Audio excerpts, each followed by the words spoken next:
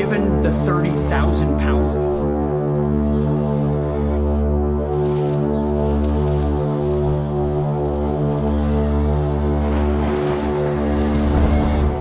What I will tell you now, and I've always said, the president always retained the option. Every president, not this president, every president always retains the option. I'm not talking about Greenland. I'm just talking about globally. If the president identifies a threat to the national security of the United States, every president retains the option to address it through military means. Donald Trump threatens to seize Greenland. Europe panics.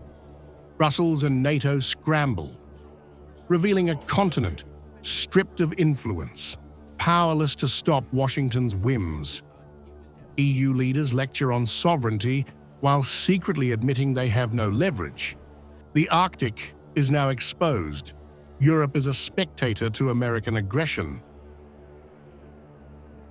If I could just ask, there have also been reports that the U.S. could potentially buy Greenland as one potential option on the table. What would such an offer look like? Is there anything monetarily you could provide, any details there? Well, that's something that's currently being actively discussed by the president and his national security team.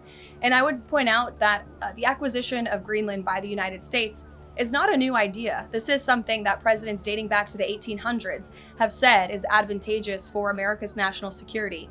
The president has been very open and clear with all of you and with the world that he views it in the best interest of the United States to deter Russian and Chinese aggression in the Arctic region. And so that's why his team is currently talking about what a potential purchase would look like. The White House openly leaves military options on the table.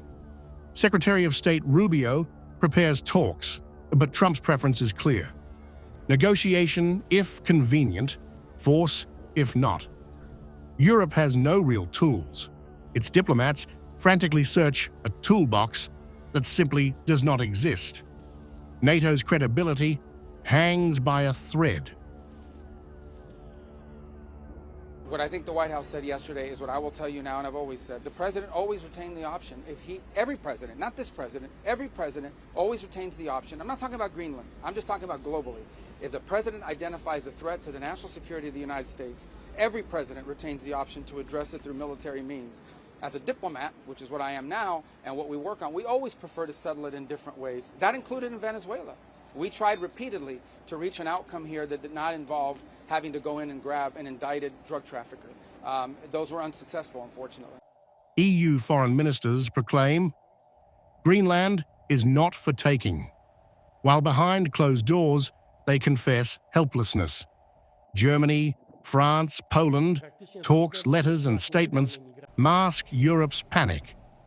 Brussels lectures the world on rules, yet trembles before a single US president. The West is divided, weak, and exposed. Denmark's envoys admit years of attempts to influence Greenland have failed. The island's future is dictated not by Europeans, but by Washington. Greenlanders reject foreign control, yet Europe cannot protect them. A strategic Arctic territory is at risk of becoming an American plaything. French Foreign Minister Barrot stresses unity with Germany and Poland to counter Trump, but the measures are largely symbolic. European capitals discuss deterrence, public statements, and letters to affirm sovereignty, but in practice, they face a superpower with nuclear and military reach unchallenged. Former Danish officials warn bluntly, Americans can do whatever they want. Europe is stunned, its NATO solidarity hollow, its Arctic defense non-existent. Diplomacy is reactive, not proactive. Every declaration, every summit exposes Europe as subordinate to US interests. Greenland stands at the epicenter of a new geopolitical crisis. Washington flexes, Europe trembles, and the Arctic is a powder keg. Europe's weakness is on full display. Unable to stop Trump, unable to protect Greenland, and unable to assert its sovereignty. For Moscow, the message is clear. The West is fractured, divided, and vulnerable.